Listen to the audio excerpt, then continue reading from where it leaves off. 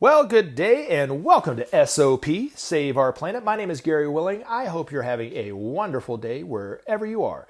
Now, I want to do two things, if you don't mind, before I get going in this video. The first thing that is the most important thing that I think that anybody can do when listening to this information is to do some research for yourself. If you check out the Share International site. I actually put the link in the description portion of these videos. It's actually at the very top of the description portion of this video. If you go to that website, you will get the best background information about what I'm talking about here if you want to see if it's true for you or not. So check it out. The information is also free. And then the second thing that is also free is I'm encouraging everyone to join the discussion. Post a comment. Let me know what you think. If you have a question you want to ask me, post your question in the comment section or email me, searchforsigns@mail.com. And based on the first question that I'm about to try to answer is the reason why I encourage everyone to look into this information for yourself. And that question is, can you prove anything you've said? Can you prove anything you're saying? And the answer is no, I cannot. I don't have any video evidence of any of the experiences I had with Maitreya. Most people have not even recognized Maitreya on TV, so I can't prove anything that way. And in terms of who and what he is and what he means for humanity and the priorities of Maitreya, we won't know until we at least try it. So, and I don't think it's really I don't think it's really my job to try to prove anything to anyone. It's just to simply tell you about this information and let you do with it what you want to do with it. But Benjamin Crème, who was the originator of this information, said at the beginning of every one of his lectures the same thing. He said that he had the simplest job in the world and the easiest job. His job was only to let you know about this information, to tell you about Maitreya. It was your job to do with it what you want to do with it or not, or to believe it or not. That was the job. He said, I think he even said that the listener had a harder job than he did. You know what I mean? And I do agree with that approach, that it's my job just to let you know. And I'm hoping that it gives you a little bit of hope, even if you don't believe it, and to encourage you to look into this information, I think is important, but it's up to you. It's left up to you to do it. So, and even if I did have a picture of, let's say, I had an experience where Maitreya left a wonderful, hopeful message on a payphone back in 1993.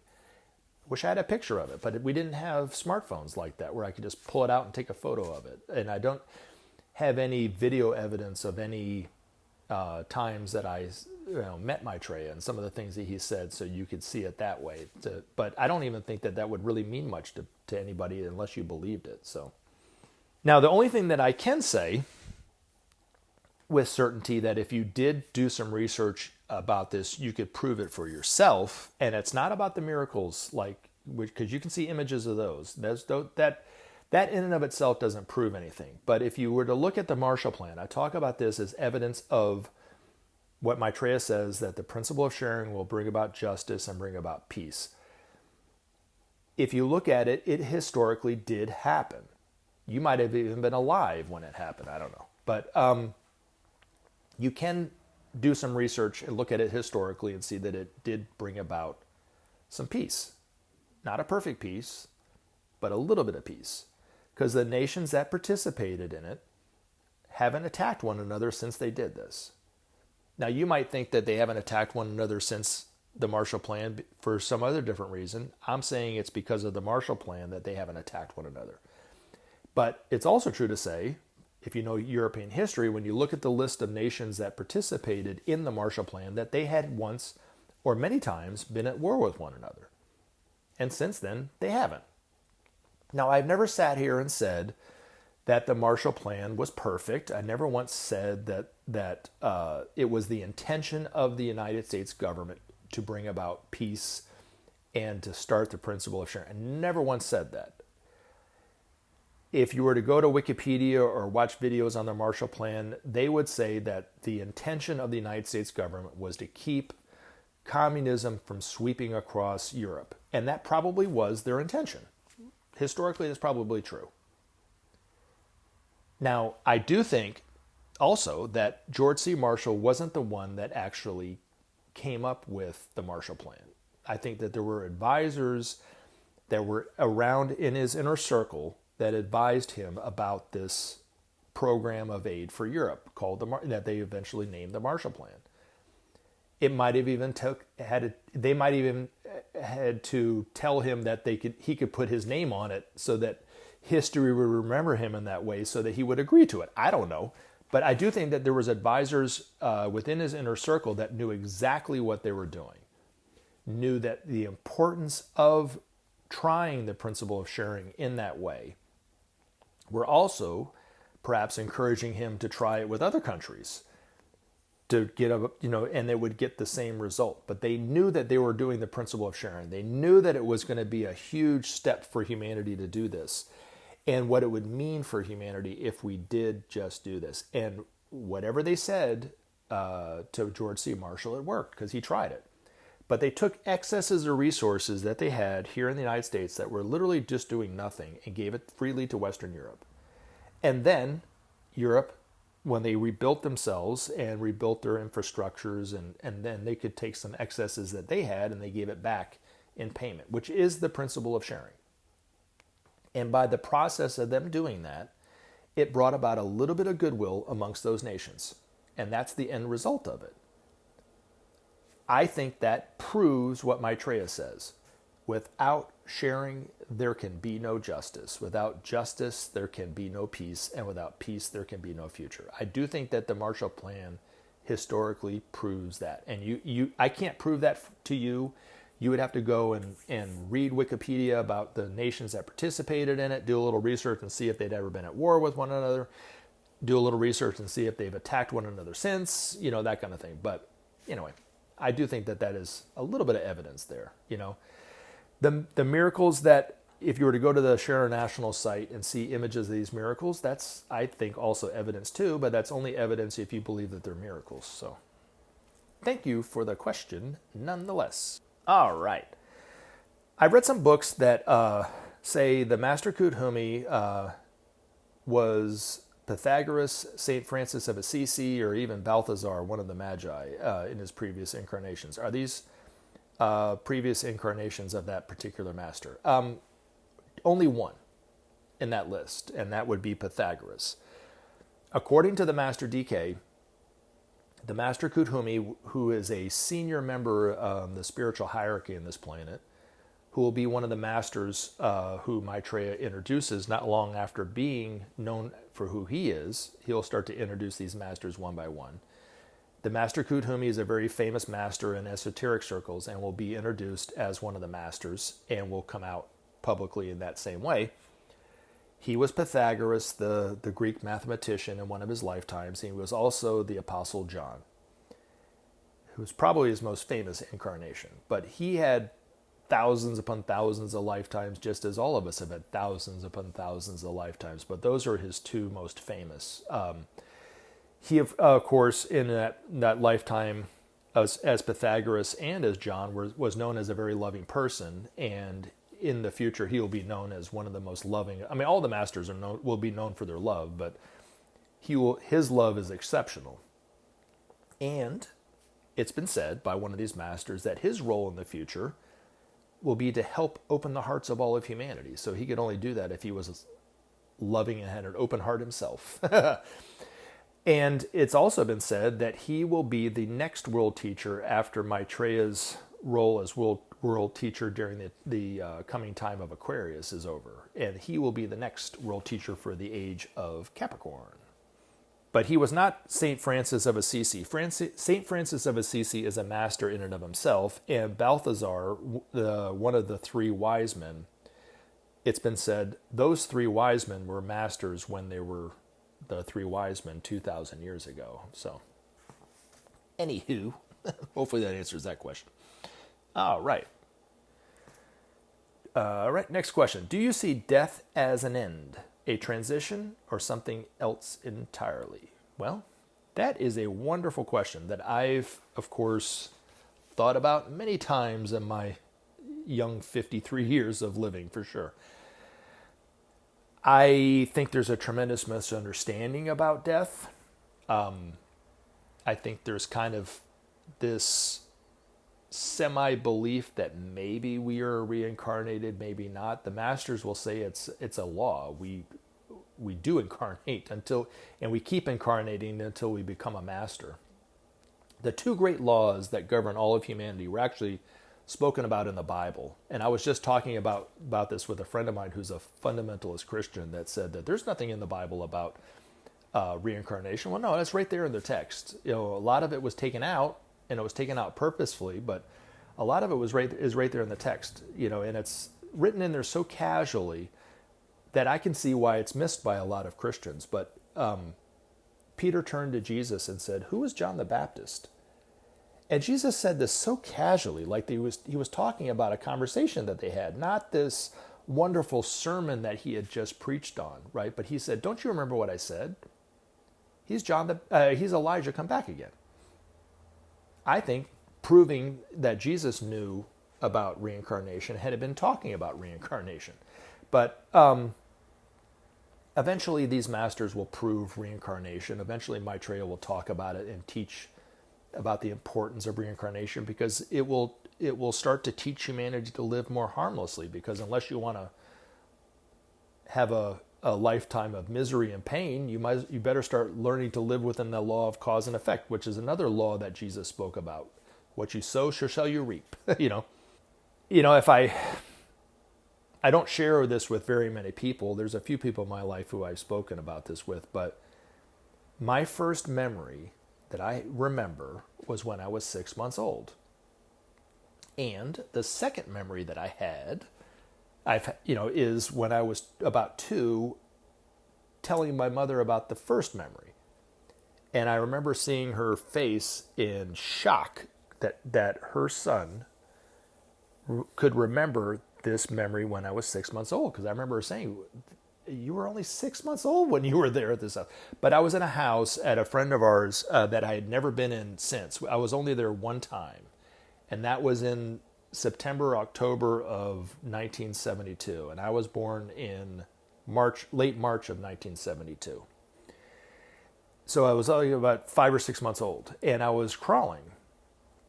And I remember saying, speaking to myself in a language. I think it was English, but I remember having a conversation in my head. But what came out was me crying. So I wanted to go with my brother and my dad, who were going to walk down to this pond. And I remember seeing it through the window, but I wanted to get closer to it. I remember my dad turning to my brother and go, "Let's go down to the pond." And my brother is older than me. He was like, "Oh, yes." And I was on the floor and I started crying. And because I wanted to go with them, and they didn't understand me, so they just kind of looked at me and left. You know what I mean? But I remember that. And then I have this also. This is the other thing too that's stuck with me. But this memory I've had ever since I was around 2 or 3. I have a lot of really early childhood memories that I can kind of piece this stuff together. But this one memory I have, I think, was even before I was born, because I was not in physical body. And I was nothing but light. And I didn't feel any physicalness. It was just, I was there. I was existing. I was at one with everything, and everything was at one with me. There was a light in front of me that was me in a way, but was distinguished different than me. It's kind of hard to explain. And in the memory, and the only thing I remember about this situation, like I said, the time that I would put it would be right before I was born. So I'm experiencing myself as this light. There's a light in front of me that is distinguished from me, but yet I feel like I'm one and the same with it at the same time. It wanted to let me know what its lifetimes were, just at the same time that I wanted to know it too. And it didn't happen after. It happened at the same time. So it wanted to reveal its lifetimes to me, and I wanted to see what its lifetimes were at the same time, is the best way I can describe it. And so I started seeing all these lifetimes, and it was like flipping through a book really, really fast. And I could see all these different lifetimes, and then it would slow down, and it would show me a scene, and then it would keep going and it would go really fast again. And this a couple of the scenes, but the one scene that I remember that was very clear in full color was this one scene of this soul, I guess one of its previous lifetimes, as a Native American woman washing something in the river. And I don't know why it stopped on that particular lifetime, but it was so real. I could feel that lifetime at that moment. And then there was a couple other lifetimes. One was as a colonial person, and then a couple other after that. But that one in particular is what I remember. And it was just a woman washing something in a river. And it was a beautiful sunny day out in the middle of a wilderness. It was a beautiful scene, very peaceful, but yeah, that was something that I remember. Anyway, so to me I had that memory about that experience before I knew anything about reincarnation, actually. So it wasn't until I was a teenager that I started really hearing about reincarnation. So anyway, hopefully that helps, but is there any truth to that? Well, I guess you'll have to discover that for yourself at some point. But, some people, when they talk about reincarnation or life before this life, right, they say, well, I don't remember that, so it can't be true. Well, to be honest with you, do you remember last year, the second Tuesday in May at 8:31 in the morning? Do you remember exactly what you were doing at that time? Well, I don't remember it. I don't even remember most of the things that I did last week. I can actually drive from point A to point B and not remember half the time traveling there. Does that mean that I wasn't alive? It just means I don't remember it, So I don't think that's a good enough argument to discount reincarnation at all, But like I said, that's just my own personal take on it. But again, thank you very much for the question. All right.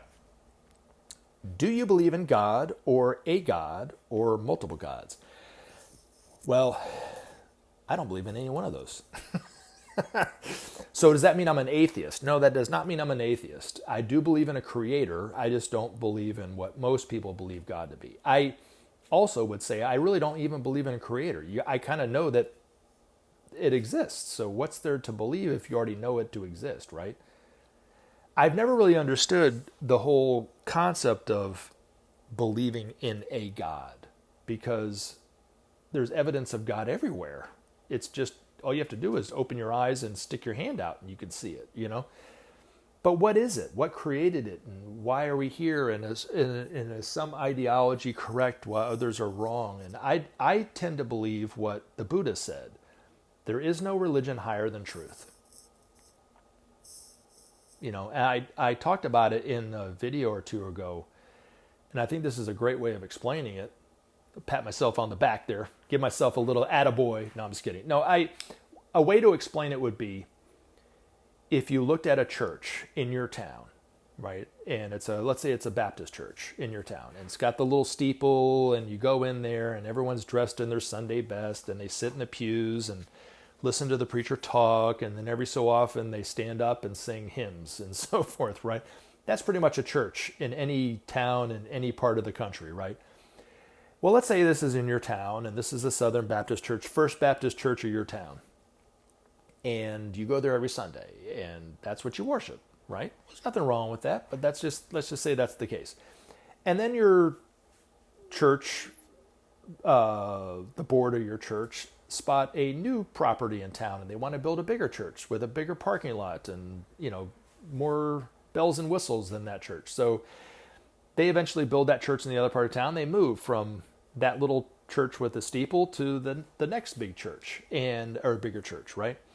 Well, then there's that church that's still kind of there, but nobody goes and worships anymore in that church. And then what they do is they sell that property off, and then they tear the church down, and some Muslims want to build a mosque there, and they build a mosque. Well, then it looks totally different than the church with the steeple now, doesn't it? Right? Still the same space, still the same address, right? But it looks totally different.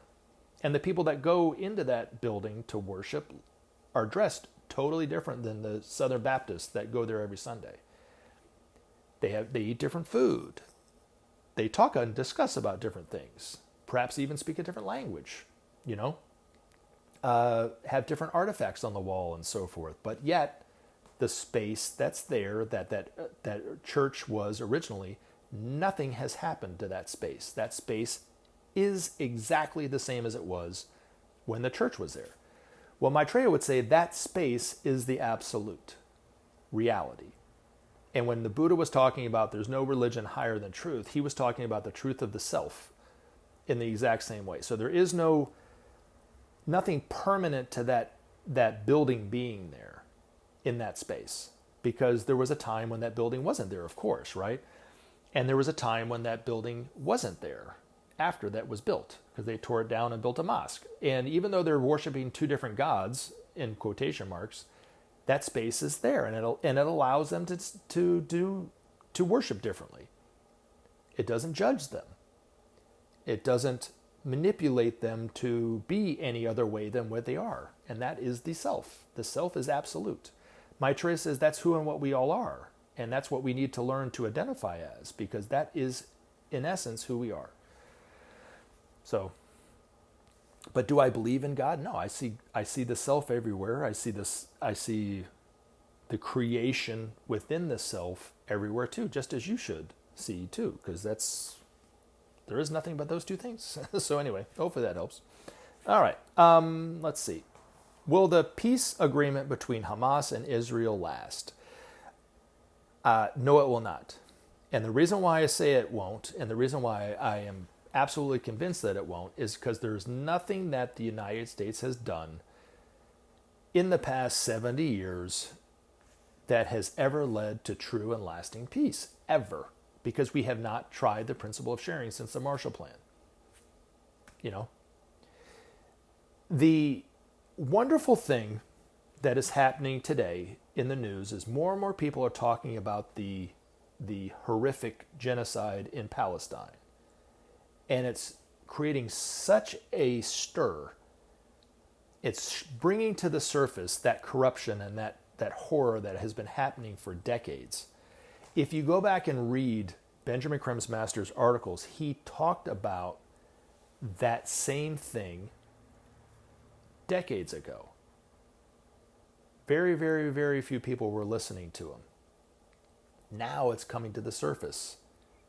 Very, very few people can ignore what is going on because it's right there in everybody's face now. And that's good because it's shedding light on an injustice. But there could be, with this quote unquote peace agreement between Hamas and Israel, there could be an absence of conflict, there could be a ceasefire, but there won't be a lasting peace because of it.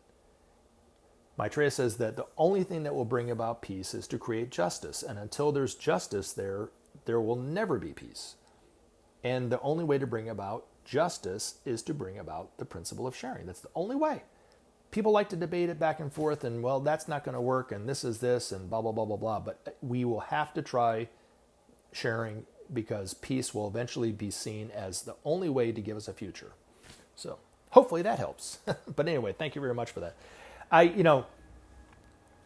A tree is known by its fruit. There is no other way around it. And the fruit of the tree that has been going on for the last 70 years, the United States foreign policy, that they claim brings about peace, has never brought about peace, ever, not once. So why would we think that it would bring about peace now? So anyway, I love you guys. Thank you very much for the questions. And of course, I look forward to talking to you guys again in the very near future. Have a good rest of your afternoon. Remember to take action and help SOP save our planet. Thanks for listening, and we look forward to talking to you again in future videos.